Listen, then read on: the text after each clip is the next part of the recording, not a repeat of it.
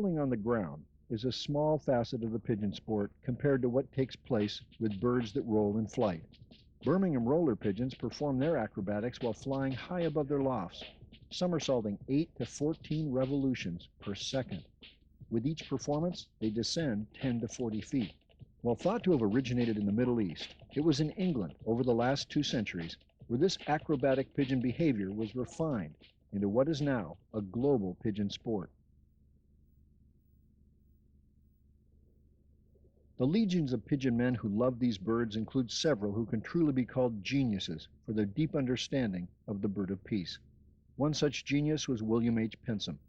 Growing up in England at the beginning of the last century, he became fascinated with the small 8-ounce pigeons that performed somersaults while flying high in the sky above their homes. Pensum married, started a family, and pursued an ordinary life as the driver of a Birmingham double-decker bus. That is, until his reputation as an expert breeder and trainer of roller pigeons began to spread throughout England and then to North America. Now, Pensum flew a kit of white rollers, which was the best kit this country had ever seen. Don Andrews, who was a very well-known American fancier of some wealth, he owned the largest hardware store in Los Angeles.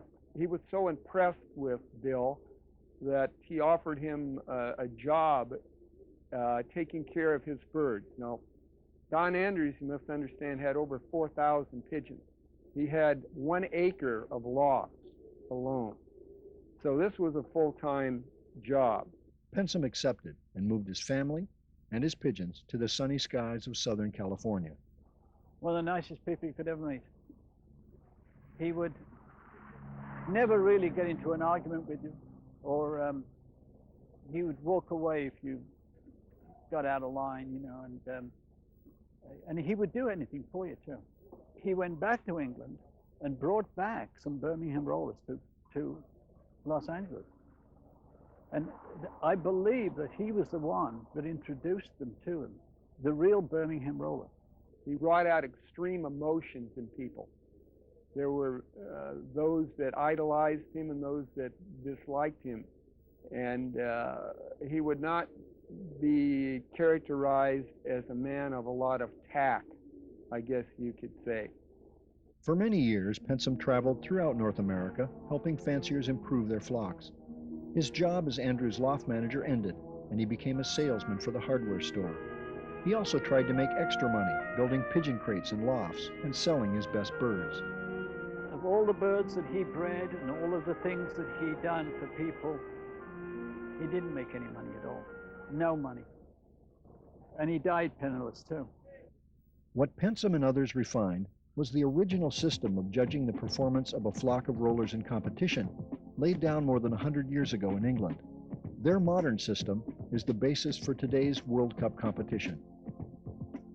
To the untrained eye, this is just another flock of pigeons. But to this Dutch pigeon fancier, Heine Bijker, they are one of almost 60 flocks of pigeons locked in a worldwide competition that spans 4 continents.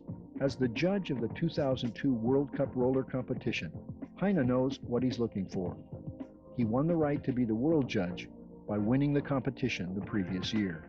He's looking for the ultimate kit in the end, and we're all striving for that, which is flying 20 birds that kit tight as a drum, will work together, and when they break like a snapping cord all together, 20 at once, and when you see that, you know you've made it.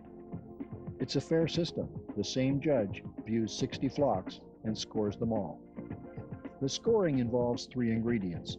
First, the number of birds that roll simultaneously or break is recorded during a 20-minute flight. The judge also is observing the quality of the rolls, and finally, how the entire flock performs as a kit or team.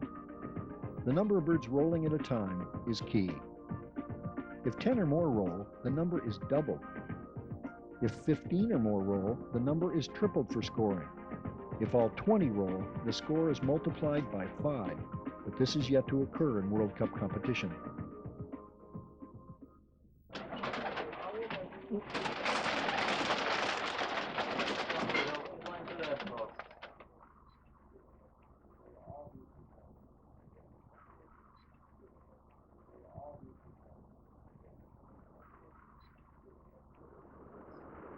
6.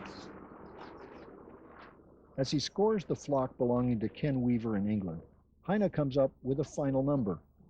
This year, Weaver scored a 290, a relatively good score, but not enough to put him anywhere near the lead.